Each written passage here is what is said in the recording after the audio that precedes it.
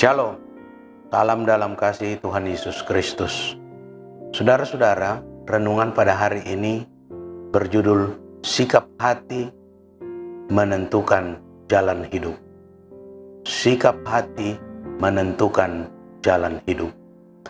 Saudara-saudara, sebagai ayat pembukaan, kita baca di dalam 2 Raja-Raja 1 ayat 9 sampai dengan 15. 2 Raja-Raja 1 ayat 9 sampai dengan 15. Saya akan bacakan. Sesudah itu disuruhnyalah kepada Elia seorang perwira dengan ke-50 anak buahnya.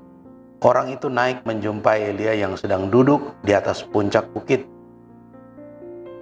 Berkatalah orang itu kepadanya, "Hai abdi Allah, raja bertitah, turunlah." Tetapi Elia menjawab, katanya kepada perwira itu, "Kalau benar aku abdi Allah, biarlah turun api dari langit memakan engkau habis dengan ke-50 anak buahmu." Maka turunlah api dari langit memakan dia habis dengan ke-50 anak buahnya. Kemudian raja menyuruh pula kepadanya seorang perwira yang lain dengan ke-50 anak buahnya. Lalu orang itu berkata kepada Elia, "Hai abdi Allah, beginilah titah raja, segeralah turun." Tetapi Elia menjawab mereka, "Kalau benar aku abdi Allah, biarlah turun api dari langit memakan engkau habis dengan ke-50 anak buahmu." Maka turunlah api Allah dari langit memakan dia habis dengan ke-50 anak buahnya. Kemudian raja menyuruh pula seorang perwira yang ketiga dengan ke-50 anak buahnya. Lalu naiklah perwira yang ketiga itu, dan sesudah sampai berlututlah ia di depan Elia, serta memohon belas kasihan kepadanya. Katanya, "Ya abdi Allah, biarlah kiranya nyawaku dan nyawa ke-50 orang hamba-hambamu ini berharga di matamu. Bukankah api sudah turun dari langit memakan habis kedua perwira yang dahulu dengan ke-50 anak buah mereka? Tetapi sekarang biarlah nyawaku berharga di matamu." Maka berfirmanlah malaikat Tuhan kepada Elia, "Turunlah bersama-sama dia, janganlah takut kepadanya." Lalu bangunlah Elia dan turun bersama-sama dia menghadap raja. Saudara-saudara, cerita ini atau kisah ini bermula dari seorang raja. Raja ini mempunyai banyak anak buah dan raja ini sakit, Raja Ahazia.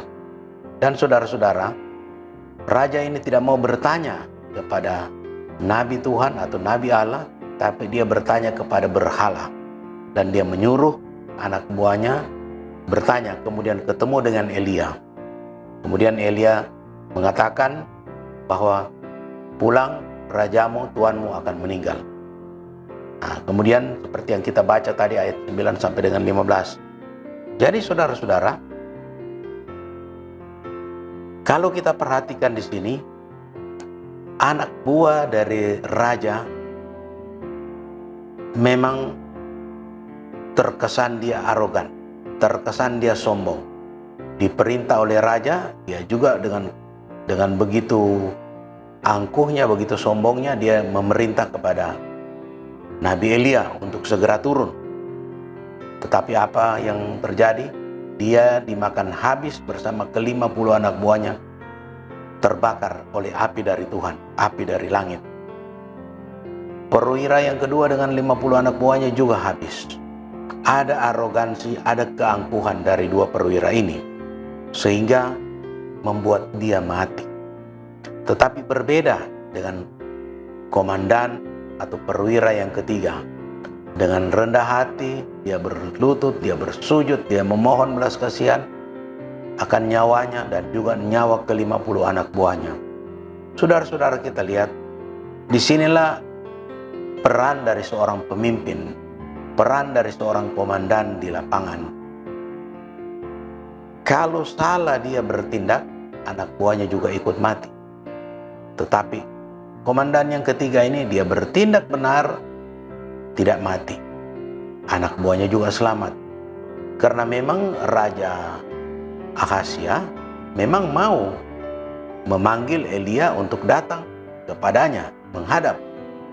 Tetapi karena dia arogan di lapangan, dia berkata-kata main perintah, akhirnya dia binasa, mati konyol. Saudara-saudara, jadi ingat poin di sini bahwa arogansi atau keangkuhan bisa berakibat kematian. Arogansi atau keangkuhan bisa berakibat kebinasaan. Tetapi dengan kerendahan hati perwira yang ketiga, dia selamat bersama dengan 50 anak buahnya. Saudara-saudara, kalau kita baca lagi di dalam 2 Tawari 32 ayat 14 sampai dengan 9, 2 Tawari 32 ayat 14 sampai dengan 19, siapa daripada semua Allah bangsa-bangsa yang sudah ditumpas nenek moyangku itu dapat melepaskan bangsanya dari tanganku? Masakan Allahmu dapat melepaskan kamu dari tanganku? Sekarang janganlah Hizkia memperdayakan dan membujuk kamu seperti ini. Janganlah percaya kepadanya. Karena tidak ada Allah dari bangsa atau kerajaan manapun yang dapat melepaskan bangsanya dari tanganku dan dari tangan nenek moyangku. Lebih-lebih lagi Allahmu itu takkan dapat melepaskan kamu dari tanganku. Dan masih banyak lagi yang diucapkan pegawai-pegawai Sanherib yang menentang Tuhan Allah dan menentang Hizkia hambanya. Ia menulis juga surat yang penuh celah dan hujat terhadap Tuhan Allah Israel. Bunyinya, sebagaimana para Allah bangsa-bangsa segala negeri lain tidak dapat melepaskan bangsanya dari tanganku, demikian pula Allah Hizkia takkan dapat melepaskan bangsanya dari tanganku. Dan mereka berseru dengan suara nyaring dalam bahasa Yehuda kepada rakyat Yerusalem yang ada di atas tembok untuk menakutkan dan mengejutkan mereka, supaya mereka dapat merebut kota itu. Mereka berbicara tentang Allah Yerusalem, tentang para Allah bangsa-bangsa di dunia adalah buatan tangan manusia. Saudara-saudara, Allah yang dimaksud Allah ini adalah Allah yang huruf kecil. Allah di Yerusalem adalah Allah, Tuhan Allah semesta alam, Allah dari bangsa Israel. Saudara-saudara, kelihatan bahwa Raja Sanherib dengan pegawai-pegawainya ini sangat arogan dan sangat melecehkan Allah Israel.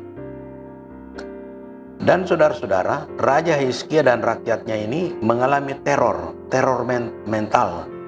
Bagaimana caranya dia mau menjatuhkan mental rakyat prajurit dari Raja Hizkia sehingga mereka menjadi lemah. Bahkan kalau perlu mereka mau memberontak. Mungkin maksudnya Sanherib dengan pegawai-pegawainya begitu. Tetapi saudara-saudara, dalam keadaan yang genting dan gawat ini, kita lihat saudara-saudara, memang seolah-olah tidak ada jalan keluar secara manusia. Sanherib Raja Asyur atau sekarang di Irak itu adalah penguasa dan raja yang sombong. Tetapi kalau kita baca di dalam 2 Tawari 32 ayat 20 sampai dengan 21, ayat yang ke-20 mengatakan, tetapi oleh karena itu Raja Hizkia dan Nabi Yesaya bin Amos berdoa dan berseru kepada sorga. Ayat 21, lalu Tuhan mengirim malaikat yang melenyapkan semua pahlawan yang gagah perkasa, pemuka, dan panglima yang ada di perkemahan Raja Asyur, sehingga ia kemalu-maluan kembali ke negerinya.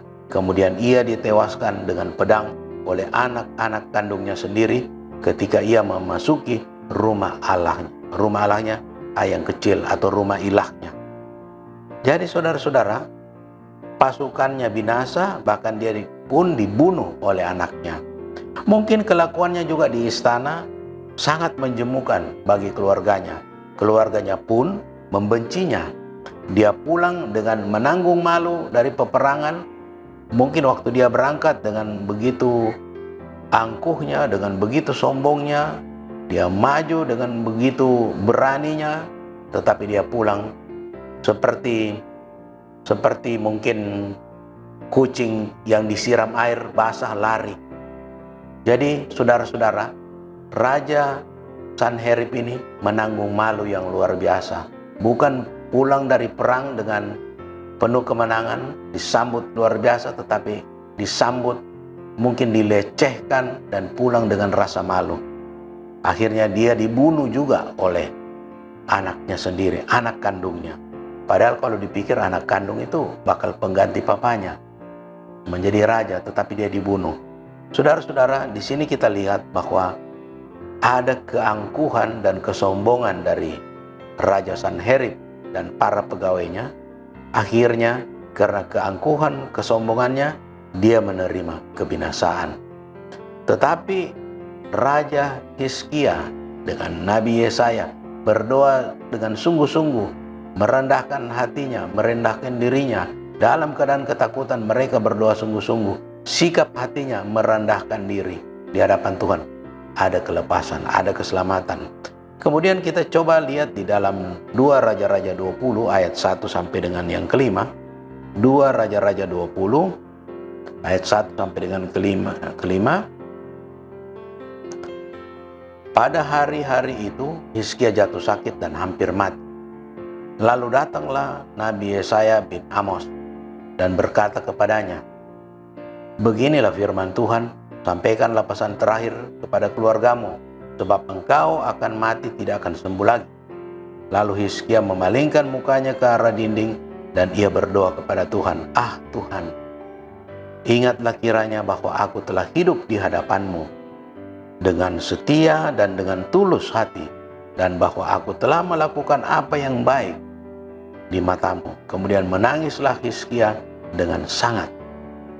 Tetapi Yesaya belum lagi keluar dari pelataran tengah, tiba-tiba datanglah firman Tuhan kepadanya, "Baliklah dan katakanlah kepada Hizkia, raja umatku, beginilah firman Tuhan, Allah Daud, bapa leluhurmu, telah kudengar doamu dan telah kulihat air matamu. Sesungguhnya aku akan menyembuhkan engkau. Pada hari yang ketiga engkau akan pergi ke rumah Tuhan." Jadi saudara-saudara, bagaimana sikap hati dari Raja Hizkia? Dia benar-benar hancur hati, dia menangis, dia merendahkan dirinya dan dia menangis. Orang yang merendahkan diri, saudara-saudara, itu dia menangis. Dia menangis dengan sungguh-sungguh dan Tuhan mendengarkan doanya. Jadi saudara-saudara, orang yang menangis pasti dia merendahkan dirinya. Kalau orang yang tidak menangis, itu jelas kelihatan bahwa dia tidak merendahkan dirinya. Tapi belum berarti bahwa setiap orang yang tidak menangis itu tinggi hati, bukan begitu pengertiannya. Tetapi dia menangis dengan merendahkan dirinya, merendahkan hatinya, dan Tuhan menjawab doanya. Saudara-saudara, ada poin-poin yang menarik di bagian akhir dari renungan pada hari ini. Ada 2 macam sikap hati. Yang pertama, arogan atau sombong. Itu bisa berakhir dengan kebinasaan. Seperti 2 perwira yang dimakan oleh api bersama dengan anak buahnya. Raja Sanherib yang begitu sombong, begitu angkuh, bahkan menghina Tuhan, mati. Para prajuritnya, pahlawan-pahlawannya yang gagah perkasa, hilang. Tidak dikatakan dalam Alkitab, dikatakan dia dihilangkan oleh malaikat Tuhan. Entah dibawa kemana, tapi menghilang. Akibatnya dia pulang dengan rasa malu, pulang dibunuh juga oleh anaknya. Jadi artinya kebinasaan. Kemudian bagian kedua, sikap hati selain yang sombong, angkuh, arogan, ada sikap hati yaitu rendah hati dan tahu diri. Orang yang tahu diri, yang rendah hati, dia selamat, saudara-saudara.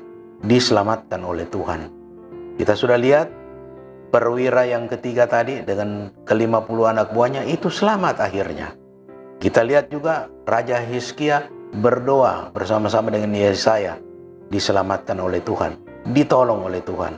Raja Hizkia juga ketika sakit, dia berdoa dengan sungguh-sungguh, dia hancur hati, dia menangis, Tuhan tolong.